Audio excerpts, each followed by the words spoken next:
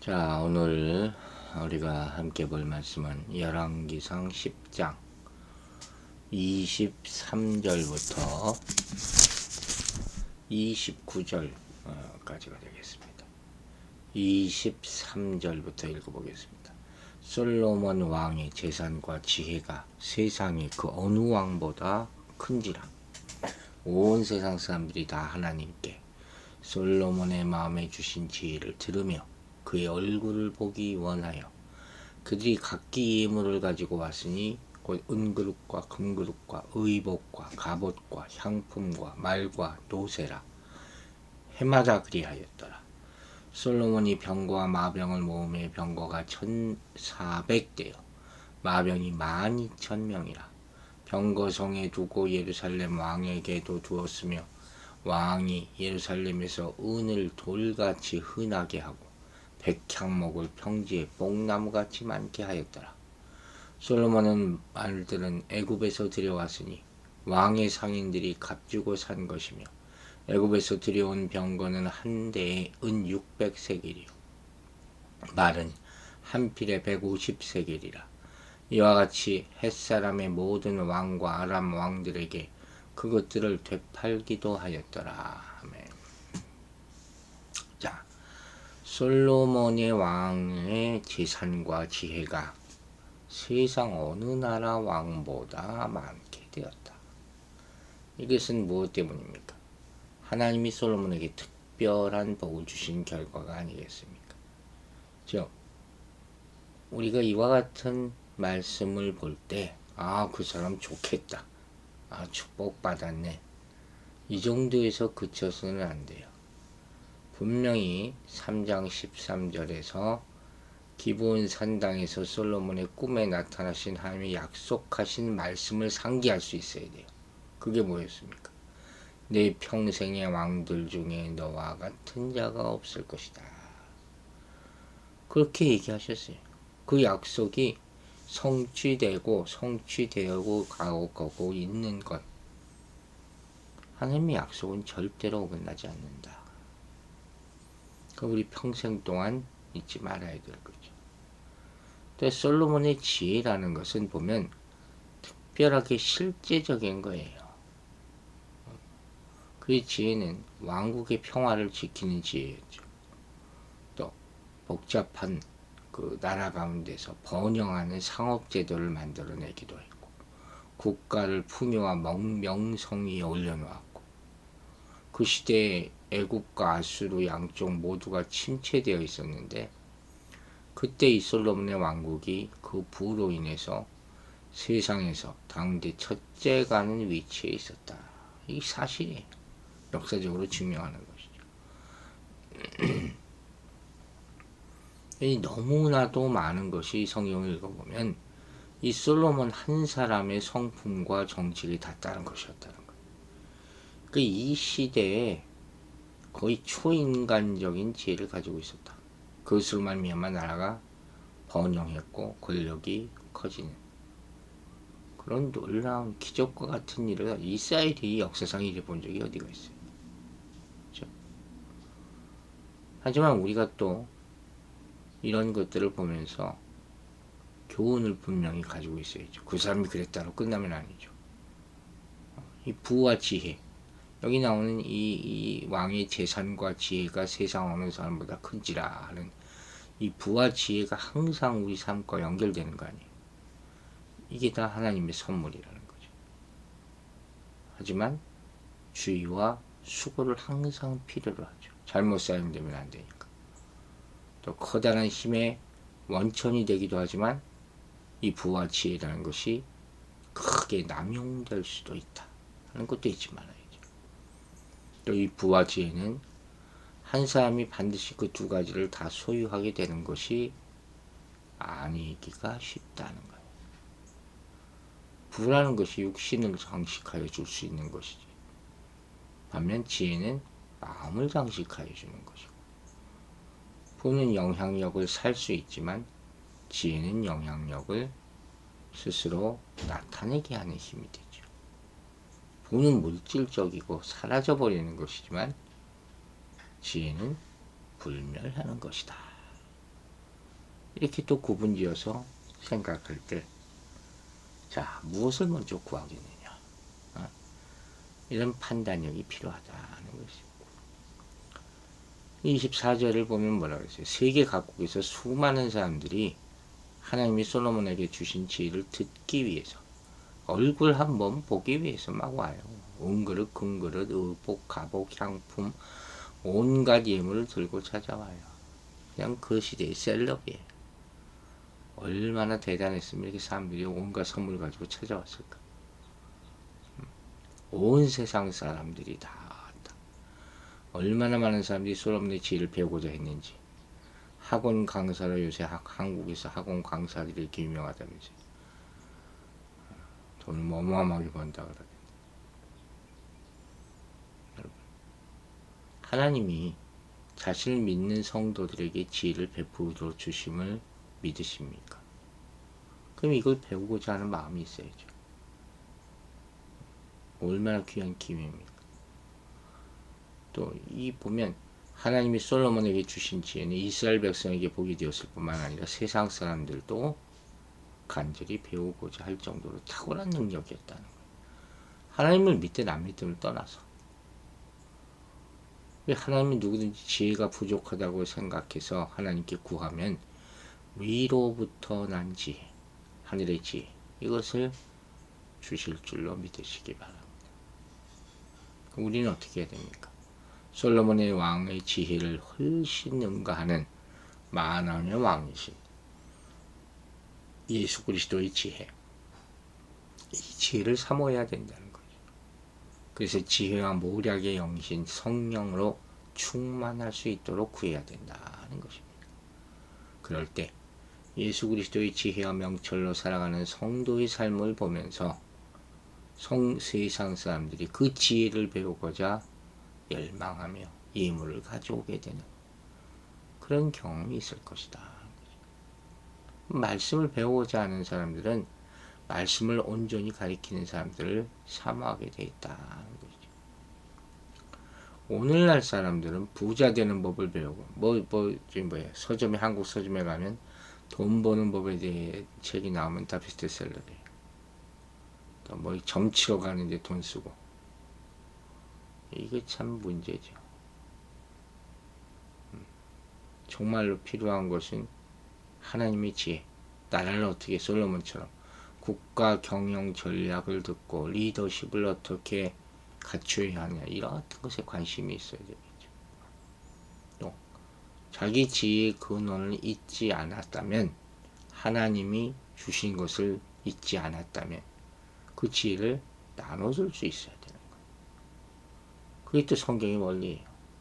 어떤 사람은 그런 사람이 있어요. 나 혼자만 하는 비밀이라고. 그게 아니에요. 흘러가야 돼요. 그래야지 또 위로부터 받을 수 있다는 거예요.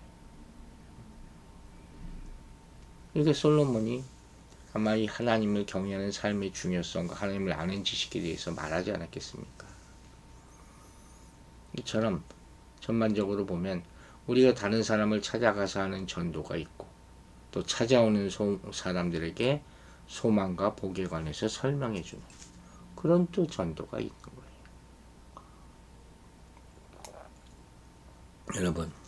여러분 할 거 없어요. 우리가 주님이 기쁨이 되어서 은혜로운 삶을 사는 모습을 보인다면 사람들이 찾아와요. 우리가 할 수 있는 것은 자신을 드러내지 않고 오직 하나님만 자랑하는 거죠. 여러분의 삶으로 하나님을 영화롭게 하는 그런 신앙인의 모습을 갖추게 되기를 바랍니다.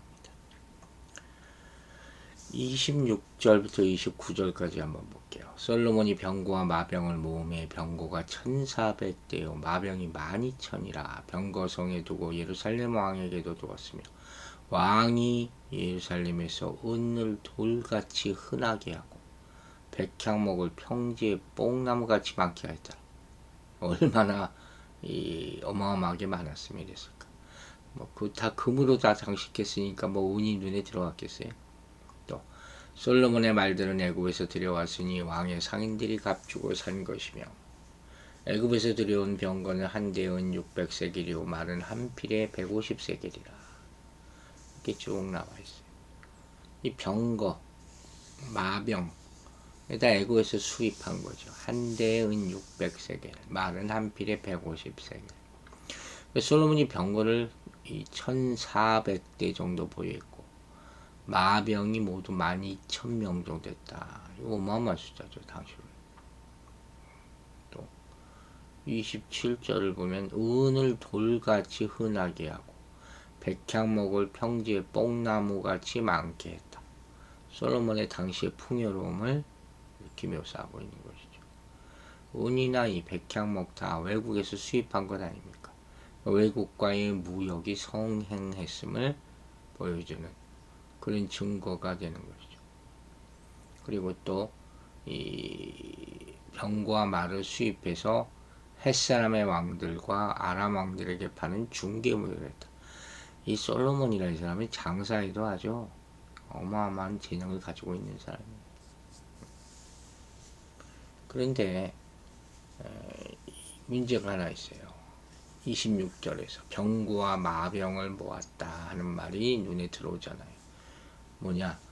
신명기를 보면 왕이 나라를 통치할 때 원칙적으로 말을 많이 두지 말고 말을 많이 얻기 위해서 애굽으로 내려가지 말라고 17장 16절에서 분명히 얘기하고 있어요. 그래서 성경에 이런 말씀이 몇 차례나 나온단 말이에요. 인구조사하지 말라는 말들과 함께. 솔로몬의 이런 군사적인 강화 정책은 잘못하는 거예요. 즉 이런 일이 있어요. 왜 점점 많으면 좋지 않느냐 생각할 수 있지만 이 군사력에 의지하게 되잖아요. 즉 하나님께 의지하지 않게 된다는 거예요. 이스라엘이 군사적으로 대승하거나 이길 때 보면 군사의 숫자가 많아서 무기가 많아서 이긴 적이 단 한 번도 없었어요. 여리고성 점령할 때도 마찬가지고. 이게 온전히 정말 하나님께 의지하는 믿음으로 싸우지 않으면 안 된다는 것을 계속해서 성경이 보여주고 있지 않습니까? 그러니까 항상 성도는 형편에 따라 움직이는 것이 아니라 하나님의 원칙을 따라야 된다. 이게 굉장히 중요한 부분이죠. 솔로몬을 보면 점점 하나님의 통치 원칙을 지키지 않은 것을 발견하게 되는 거예요.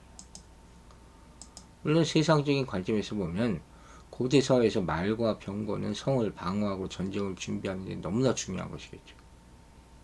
하지만 말을 많이 두지 말고 말을 얻기 위해서 애국과 타협하지 말아야 된다는 하나님의 말씀을 저버린 건 정말 잘못한 거란 말이에요. 하나님은 언약 백성이 세상과 구별되길 바라시고 말과 병거를 의지 않고 오로지 전쟁에 능하신 여호와만을 의지하기를 원하셨다 하는 것이죠. 자, 오늘 본문을 어쨌든 전반적으로 보면 솔로몬이 정말 소위 말하는 이 상업, 돈 버는데 아주 굉장히 능한 사람임을 알 수 있어요.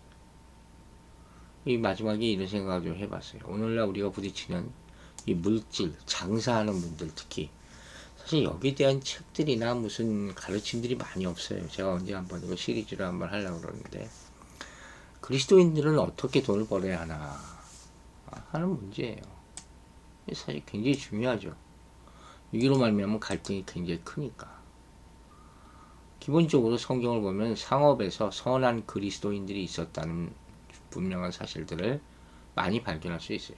돈을 많이 번다고 해서 천국에 못 가는 것도 아니고 선한 그리스도인이 될 수 없다는 것도 아니라는 거예요. 그렇다면 과거에 그랬다면 성경이 그런 사람들이 있다면 지금도 가능한 것 아니냐는 것이죠. 특별히 뭐 돈 버는 것을 해로운 것으로 보는 견해들 이게 잘못된 거예요. 왜? 기본적으로 이익이라는 것은 육체 노동의 모든 열매들처럼 정당한 수익이라고 말할 수 있기 때문이에요. 하나님이 이것을 우리에게 허락하셨어요. 근데 문제는 뭐예요? 많은 사람들이 상업에서 필요한 기술이라고 잘못 간주하고 있는 것들. 즉 고객들을 뭐 자극해서 거짓되게 하고 속이는 것, 거짓말하는 것. 이것은 진정한 상업이라는 것이 아니라는 거예요. 원칙적으로. 이런 행위는 인간의 비열한 선천적 습관, 죄의 결과로 나오는 것이죠. 이걸 구별할 줄 알아야죠. 열심히 일해서 번 돈은 거기에 대해서 누가 뭐라 그랬습니까?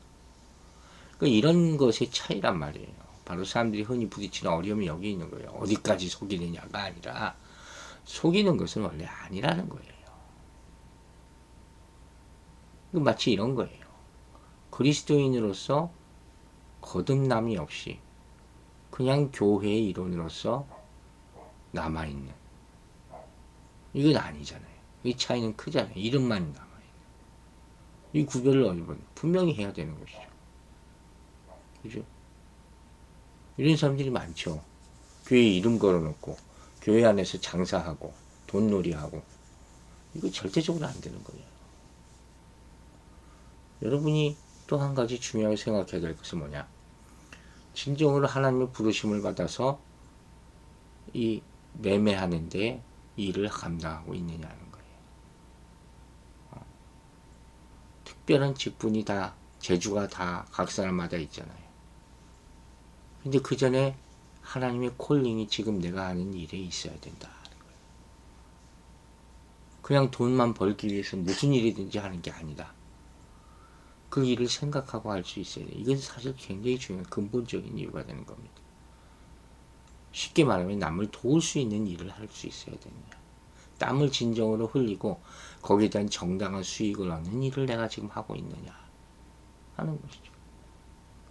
아니, 이런 콜링 가운데 일을 하고 있다면 그 가운데서 하나님의 도우심을 분명히 받을 수 있을 거예요. 아니, 그 도움을 청하고 그 도움을 적절하게 받을 수 있도록 그 방법들을 점점 잘 다듬어 간다면 반드시 하나님이 도우신다 하는 것이죠. 왜냐하면 정당한 직업들이 다 하나님께서 종들에게 그들의 선을 위해서 주신 소명이기 때문이다 하는 거예요. 그러므로 본질적으로 하나님의 관계를 먼저 정립하라는 것이죠. 그래서 그 모든 직업이 그 관계 속에서 수행되고 있다면 그 가운데서 하나님이 기쁘게 할 수 있는 것이고, 거기에 지치거나 힘들지 않는 것이다 하는 것이죠. 또한 중요한 게 뭐예요? 이런 일을 하는 말미암아 가난한 사람들을 도울 수 있는 기회를 제공하는 거죠. 우리가 물질을 사용하는 가장 중요한 이유 중에 하나가 이웃에게 베푸는 거 아닙니까? 돈을 많이 벌면 더 많이 도울 수 있다는 아주 간단한 원리죠. 또 이런 것을 통해서 도덕적으로도 타락하지 않는 그런 방법을 배우게 되는 거예요. 우리의 물질 생활, 우리의 직업 가운데 하나님의 영광, 하나님의 인도하심이 있게 되기를 주의 이름으로 축원합니다. 기도하겠습니다. 아버지 하나님 감사합니다. 오늘도 솔로몬의 업적들을 보면서 우리의 삶을 돌아봤습니다. 우리가 물질에 매이지 않고 물질에 흔들리지 않고 우리가 물질을 다스릴 수 있도록 하여 주시고, 우리에게 주어진 직업을 감사하면서 하나님의 원칙, 이것을 지켜나갈 수 있는 지혜를 허락하여 주시고, 흔들리지 않은, 유혹에 빠지지 않는, 속이지 않는, 속지 않는 그런 지혜도 허락하여 주시옵소서. 그래서 하나님이 주신 물질과 우리에게 주어진 기업을 통해서 하나님의 영광을 나타내고 선한 영향력을 끼칠 수 있도록 우리를 다스려 주시옵소서. 오늘도 우리 성도들 눈동자와 같이 지켜주시고 연약한 자들과 함께하여 주시고 그들의 삶과 그들의 손과 발이 되어 주시고 그들의 호흡이 되어 주셔서 평안함 가운데 누릴 수 있도록 오늘 하루의 삶을 축복하여 주시옵소서. 감사드리며 예수 그리스도의 이름으로 기도했습니다.